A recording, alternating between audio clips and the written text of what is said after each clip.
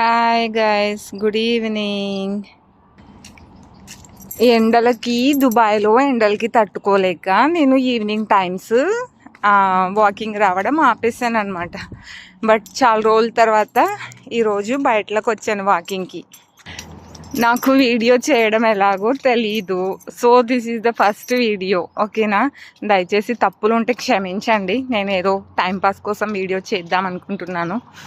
And ఇక్కడ ఎలా ఉంటాయంటే హౌసెస్ ఇలా ఇండివిజువల్ హౌసెస్ ఉంటాయన్నమాట.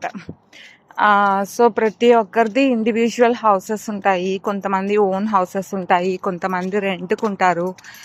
తర్వాత బయటనే ఉంటుంది అనమాట. డస్ట్బిన్స్ ఇలాగా బయటనే ఉంటాయి, ప్రతి ఇంటికి ఉంటాయి అన్నమాట. వీక్లీ ట్వైస్ థ్రైస్ అలా తీసుకెళ్ళిపోతారు.